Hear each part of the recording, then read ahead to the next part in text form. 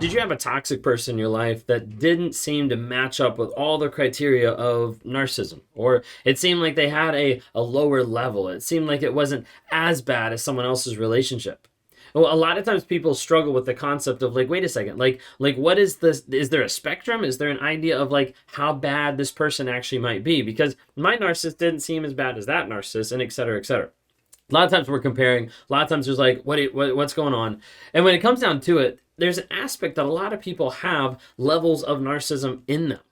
Some people even go as far as to say, hey, healthy narcissism. Like an aspect of narcissism that is not abusive in nature, that is not actually going to the level of abusing someone. A lot of times I hesitate, and I don't think I've hardly ever said it on my channel of saying the word healthy narcissism, but I want to be able to touch base on it just a little bit in how it's actually defined and kind of goes through in the book that I wanted to touch on today, When Narcissism Comes to Church.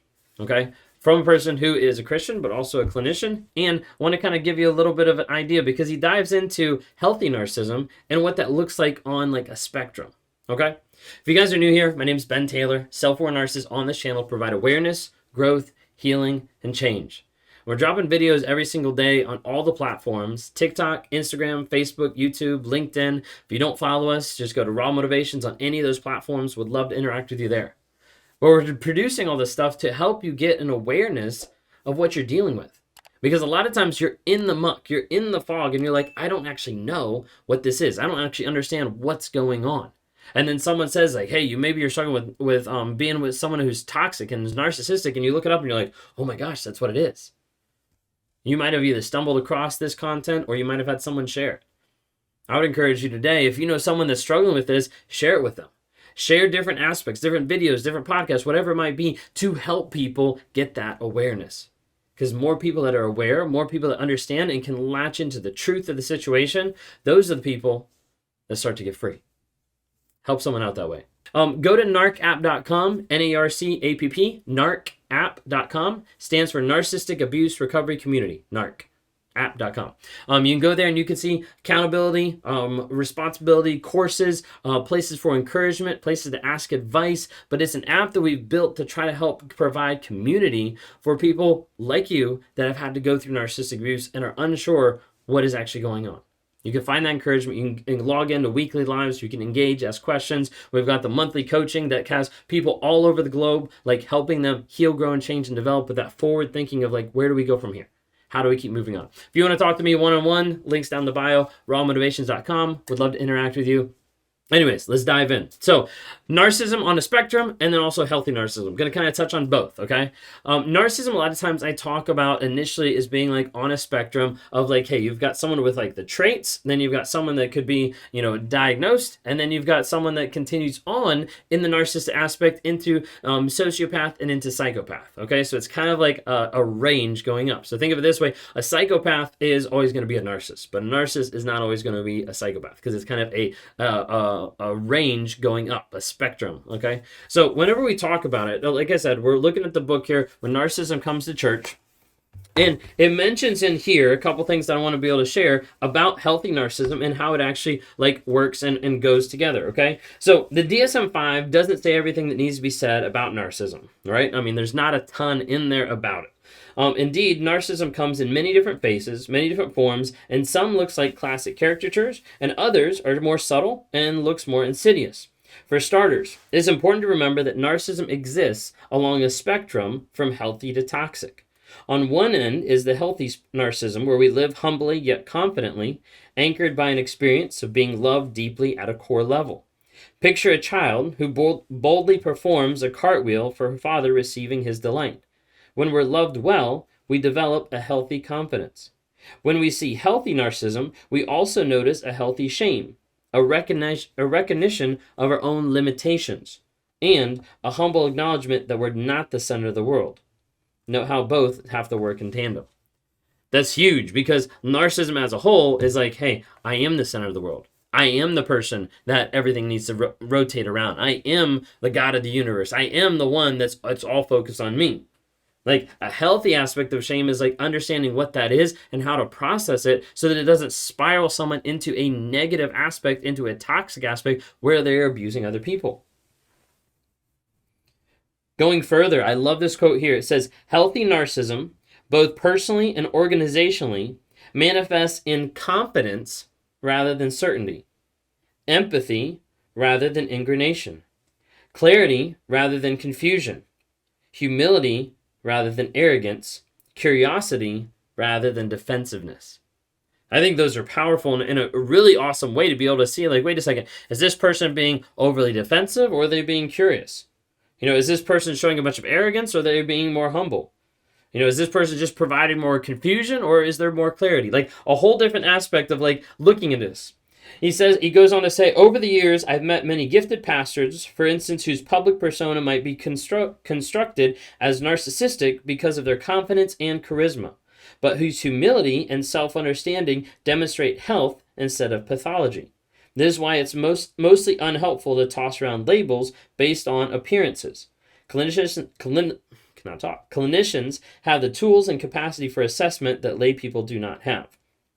You see, some people show elevations on the narcissistic spectrum that indicate narcissistic style of relating. This is not alarming in itself. Indeed, one may manifest the characteristics of health we just looked at. At times, there are circumstantial reasons for elevation, a particularly challenging season leading to ego defensiveness. Or the elevation may be representative of a long-time pattern of relating that makes some shame-based insecurity or anxiety, but which the person is aware of and capable of navigating. A style is not a pathology. But as a clinician, I want to pay close attention of how it plays out in the person's life and what animates it from within. So it's like the idea of like having some of these styles, having some of these aspects, but they're not being at the place where they're in complete denial. They're not at the place where they're like, oh, that doesn't exist. They're like, no, I'm aware of it, and this is what I'm working on changing. This is what I'm working on developing. So it's like picking up different attributes, different styles that a person might have that are narcissistic or appear narcissistic, but are stemming from sometimes that ego, sometimes that shame, sometimes different aspects, but they're also working on it. Okay, so there's like on the low end. Okay, then he goes on and he talks about narcissistic type. An even more pronounced elevation is the narcissistic type. In this case, a narcissistic personality is more defined and potentially more of a problem. These are the folks that that an average onlooker might describe as narcissistic based on classic caricatures of narcissism. Indeed, these elevations may indicate the presence of toxic shame and a coping pattern that protects and defends from further shame. However, in my experience, those in the range of style to type have the capacity for some measure of curiosity. Though perhaps defensive at first, they may relax their guard to assess their inner world and engage honestly in hard conversations about the implications of their narcissism. I see this at times in my pastoral candidates' assessments as conversation about narcissistic elevations leads to honest self-reflection and candid conversations of potential impact of their behavior. That said, the more elevated someone is, the more pronounced the narcissistic behavior may be, leading to potential issues in relationships, work, and other aspects of life. So what he's going on to say is he's saying, hey, there's a style, and there's a type, and then there's actually the pathology.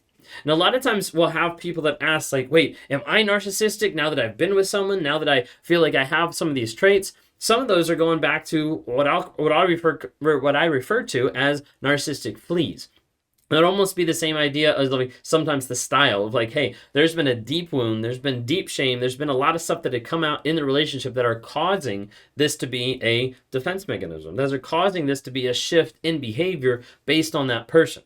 But it doesn't mean it's a lost cause. It means, hey, that's something we can work on because we can identify it. You know that it's wrong. We know that it's wrong. Let's work on it. Let's build a plan to heal, grow, and change.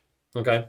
Then he talks about the last one here. As we reach the latter end of the spectrum, we find a pathological narcissism that is diagnosable and often toxic in relationships and the workplace. Here the psyche is hijacked by a false self that becomes the primary mask that the narcissist wears in the world. The mask is essential for what the narcissist is going to put up. The mask goes there to be able to say, hey, this is the false self. I don't want to acknowledge who I actually am. I want to put a projection up there of someone else. The narcissistic person becomes convinced that this is who he is, and the cost of his loss of connection to his core true self manifests in a toxic style of relating.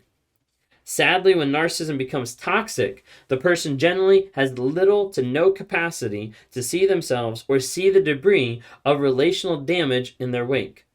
Their ego defensiveness is the product of years of self-protection, and most clinicians would be skeptical at the prospect of substantial change.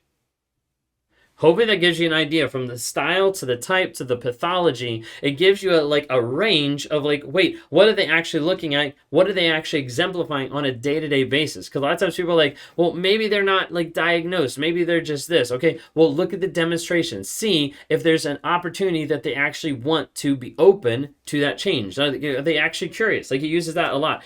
Curious versus defensive. The person that's so defensive that they deny who they actually are. They deny the acknowledgement of the things that are going on inside, and they'd rather keep that mask. They'd rather keep hidden behind it. The thing is, as you're going through life and you're like, hey, I feel like I picked up a narcissistic style. I feel like I've picked up part of this from that narcissistic relationship. The thing is, that's something we can work on. That's something we can build and have a plan to work through that healing process, because you're like, wait a second, this is something I acknowledge. That's the difference between you and the narcissist, because the narcissist doesn't want to acknowledge where they are on the map. As a result, they'll never get to where they want to go because they're unwilling to be vulnerable and honest with the stuff that's going on a day-to-day basis. Hope that helps. Want to make sure you guys know, hey, no matter what you're going through, no matter how you feel, you're not crazy, you're not alone, and you're not hopeless. Reach out for help.